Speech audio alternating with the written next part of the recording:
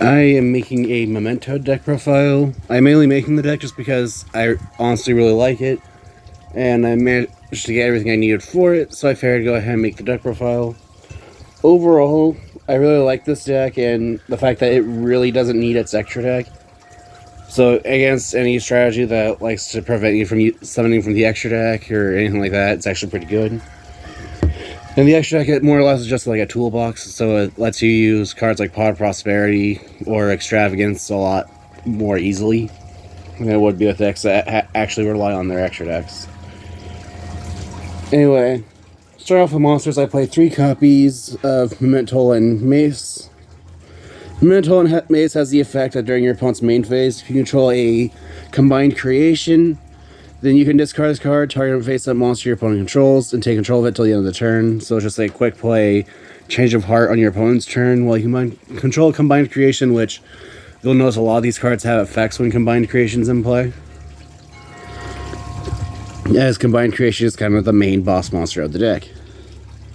But it also has the effect of during your main phase, you can destroy a memento monster you control, and if you do, add a memento card from your deck to your hand, except for another mace. So it does have an effect when it's in play. And you can only use each effect of memento mace once per turn. And the other thing with the mementos is they honestly destroy themselves a lot, which will be kind of obvious once you get to combined creation.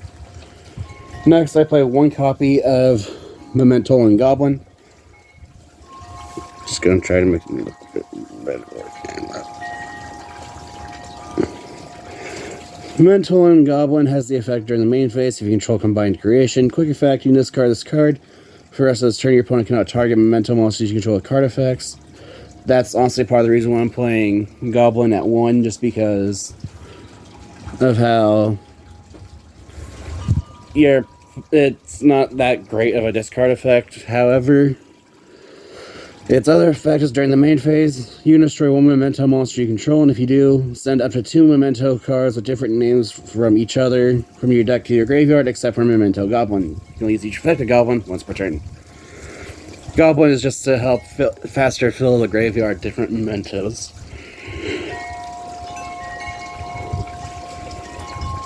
Next, I play 3 copies of Memento and Angewitch, or Angewitch, whichever you prefer, because it's supposed to be like Angel Witch.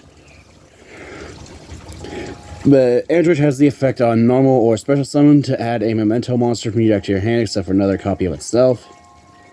Then once per turn, you can target 1 level 2 or lower Memento monster in your graveyard, destroy a Memento monster you control, and if you do, special summon that monster. And you can only use each effect of Antwitch once per turn. And then I honestly don't remember how it goes, but I remember there's a 1-card combo with this deck that revolves around Antwitch, or opening Antwitch, or Memento and Darkblade, which I play 3 of. Memento and Darkblade has the effect that if it's normal or special summon, you can discard a Memento card, so then target a spell trap your opponent controls, destroy it. And then during your main phase, you can destroy a memento monster you control. And if you do, special summon a level 3 or lower. Sorry, I don't know why I'm yawning so much. You can special summon a level 3 or lower memento monster from your deck, and you can use each effect of Darkblade once per turn. So you can normal summon Darkblade, get a memento spell trap, and then have it destroy itself. Because they do not say you have to destroy 1 other memento, so you can actually have them destroy themselves. And then be able to summon Angewitch, and then Angewitch can add Key Mace, and then...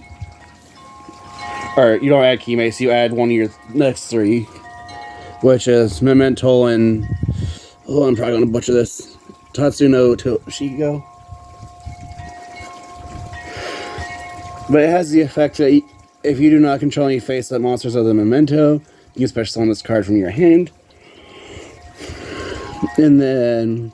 During your main phase, you can destroy 1 memento monster you control, and then you send any memento monsters with different names for each other from your deck to the grave, whose total levels are less than or equal to the destroyed monster's level.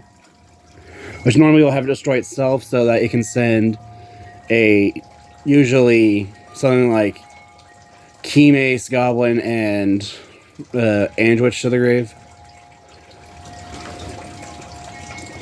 But again, over why they keep destroying themselves and getting different ones engraved once I get to combined creation, because that combined creation is the reason.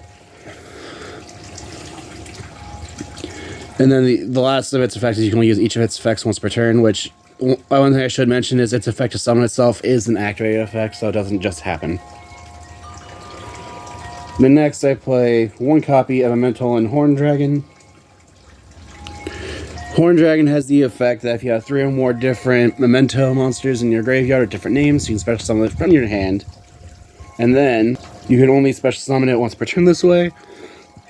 Its only other effect is if it's destroyed, then you can target 3 cards on the field, including a Memento card you control, destroy all 3, and you can only use that effect of Memento and Horned Dragon once per turn.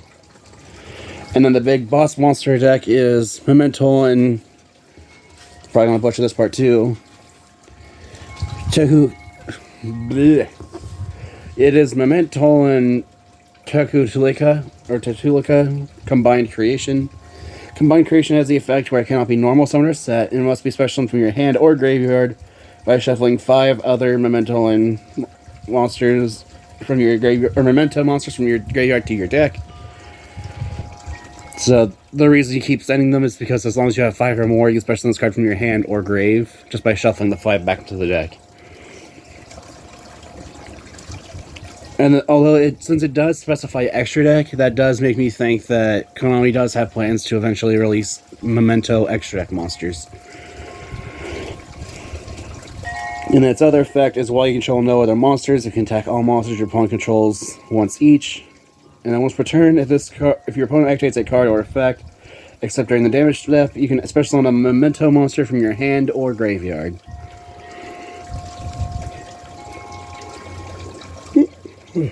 Memento and Tetulika combined creation really is the next boss monster. It's a 5,000 body that can attack everything once each. And then, yeah, if your opponent activates a card or effect, you just get to summon another Memento monster. And then, the only downside of that effect is it is only once per turn, so usually you'll use it to summon Memento and Horned Dragon. Next, as it for the Memento monsters, for the hand traps, I play 3 copies of Effect Veiler. I honestly like Effect Veiler over Droll and Lockbird because, in my personal experience, whenever I go against a deck that Droll and Lockbird's good against, it's not good in the situations I have it. So I just prefer Effect Veiler because Effect Veiler is also a really good hand trap. But if you'd rather play Droll and Lockbird, then you can easily just take out the Effect Veilers for Droll and Lockbird. Next, I play 3 copies of Ash Blossom and Joyous Spring. This just says no to anything that would move a card from the deck, so like add to hand, summon from deck, or send from deck to grave. This is just really good to stop those kinds of cards. And then to finish off the hand traps, I also play 3 copies of Infinite Impermanence. This can just be activated from hand if you control if you have no cards on your field. And then if it's activated while being on the field, then you can also just negate any spells and traps in the same column as it, which does include your own, so if you activate it on your turn, just be careful. Next, for spells, I play 1 copy of Called by the Grave just to say no to hand traps, or if my opponent's trying to summon a monster from grave, or if my opponent randomly uses a card like Destroyer Phoenix Enforcer, activate its effect. I will typically let its effect go off, but then during the draw phase, I'll use Called by the Grave to banish the Phoenix Enforcer. So then they have to summon a different Destiny hero. It's funny. Now let's play 1 copy of Reinforcement of the Army, since Memento and Darkblade is a warrior. Then I also play 1 copy of Terraforming, just to add the field spell. Which, I should mention, there is another card I want to put in the deck. I just haven't decided if I want to make the deck be less consistent by putting it in, or what 3 cards take out. But another card that can be played in the deck that I'm not playing at the moment is There Can Be Only One, as every monster in this deck is a different type. I believe there's Fairy, Fiend, Spellcaster, Warrior. I want to say Sea Serpent or Beast, and then Dragon and Worm. So technically there can be only one as another option for this deck, since again everything's a different type. And then Terraform just has the field spell, in case I forgot to mention that. Next, I play 2 copies of Memento and Boneback. Boneback has the effect that if you face that Memento monster you control leaves the field because of an opponent's card, you can special summon 1 copy of Combined Creation from your hand or deck, ignoring its summoning conditions. So, just having this can actually be kind of funny if your opponent has Ashes but you have this, so it can be funny. But the main reason I play it is for its Grave effect, which is if your opponent moves a Memento monster out of your graveyard while its card is in your graveyard, you can banish this card, special summon as many Memento monsters as possible with different names from your hand or deck, and you can only use this effect of Memento Boneback once per turn. So your opponent knows what you're trying to do, but this card's in your grave. They can't really use cards like DD Crow unless they get rid of this card first. Because otherwise you're just going to flood the board with more Memento monsters. The next, I play 3 copies of Memento McClellan. Memento McClellan, or Iclon, however you want to pronounce it. But it has the effect that if your Memento monster battles, your opponent can activate any spell or traps until you end the damage step. And then if a monster you control is destroyed by battle or card effect, you can target one of those monsters, special summon a Memento monster at a lower level from your hand or graveyard. And you can only use this effect of the field spell once per turn. Now, once per turn, during your end phase, you can target a Memento, spell, or trap in your graveyard and set it. Which, that last part is the main purpose of the field spells. It lets you recycle your Boneback, one of your next 3 cards, or one of the last 2 traps, as they're just really good. Next, I play 3 copies of Memento and Bone Party. Bone Party lets you destroy a Memento monster in your hand or face up field. And then you can take a Memento monster from your deck with a different name and either add it to your hand or special summon it in defense position. And then during your main phase, you can banish this card from your graveyard, target a Memento monster you control. If it attacks a defense monster, this turn inflicts piercing damage, which usually you'll use that on Combined Creation when it's able to attack everything. And then you can only use each of the effects in Memento Bone Party once per turn. So usually what you'll do with this is if you need a shield, you will usually summon your I already forgot his name. The Memento and Horned Dragon in defense. Then you'll have your field spell as well, so that if the Bone Dragon is destroyed, you can activate its effect to summon more Memento. Or you can activate the field spell, summon another Memento from your grave, while the dragon will end up destroying the field spell. This is assuming you don't have any other face-up Mementos. As well as 2 of your opponent's cards, and you still have another defense. I'm just trying to think of other things that can be done in random, awkward situations. Anyway, next I also play 3 copies of Pot of Prosperity. Like I said, you don't really need the extra deck, so this can just let you banish cards you know you weren't going to need. Excavate the top number of cards equal to the number of monsters you banished, up to 6. Add one of the excavated cards to your hand. Put the rest of the bottom of the deck in any order. And then you cannot draw cards for the rest of the turn after this effect was used. Also, any damage your opponent takes that turn is halved. And for the traps, I play 1 card of Fracture Dance. Fracture Dance has the effect that if you control a Memento monster, then you can target 1 card on your opponent's field, destroy it, and then if you control a Combined Creation, you can destroy 1 other card, or 1 additional card. So, this doesn't initially target to destroy, but if your opponent has a card that says that it can't be destroyed by, or it can't be targeted, but it can still be destroyed, then this can get around that, as its second destruction does not actually target. So like one thing I usually do with this is I will have it target a Horus monster to destroy, and then I'll use its second destruction to destroy King Sarcophagus, usually.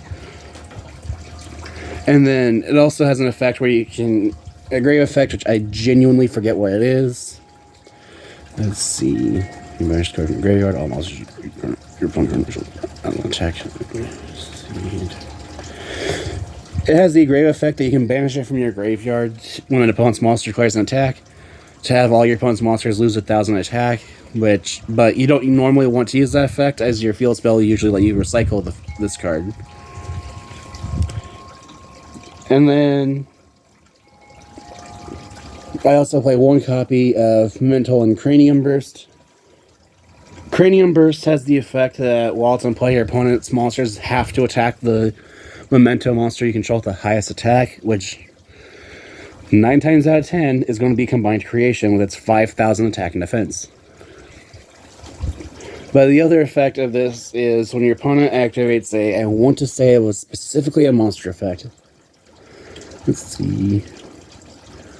Okay, when your opponent activates a monster effect on field, you can activate this card's effect to have a Combined Creation you control lose 1,000 attack and defense.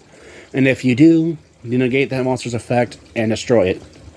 And that is not a once per turn, but I do believe it's a once per chain negation.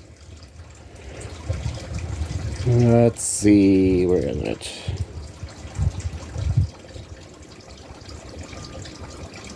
Yes, it is a once per chain effect, but so as long as your opponent's not constantly chaining, you can actually use this up to 5 times in one turn, assuming you don't also have something like Bone Rush that lets you summon another Combined Creation.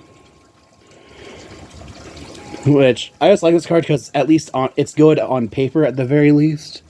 And again, because it is a memento card, it is searchable off of it's searchable off of Darkblade.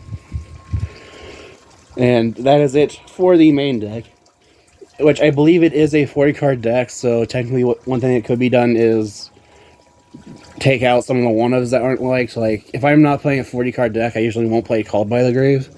So I take out Called by and then put in 3 copies of There Can Be Only One, because again, everything is a different type. Or I could even just decide that there can be only ones. But that is it for the main deck. Moving on to the extra deck. Like I said, most of the extra deck doesn't really matter, so I just filled it with a bunch of link stuff that's good. So I gotta play one copy of Relinquished Anima, so that if my opponent is not being careful about where they put their monsters, then I can summon Anima in an extra monster zone, and then just equip it with an opponent's monster that's points 2. The other thing that makes me laugh with Relinquished Anima is the fact that its artwork is literally just relinquished upside down. I will never not find that funny. And then I also play one copy of Link Kuriboh. Just because it's, well, Link Kuriboh. You can use Key Mace and then summon Link Kuriboh just so your opponent can't easily attack over your Memento and Combined Creation.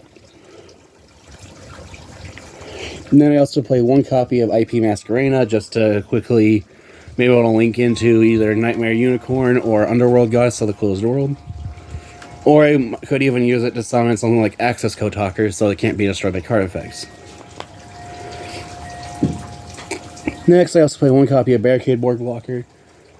Barricade Board Blocker has the effect on summon that you can discard a card, so that at the end of the turn you can add a continuous spell or field spell from your graveyard to your hand, and then while it's in play, your opponent cannot destroy your face-up spell cards with card effects.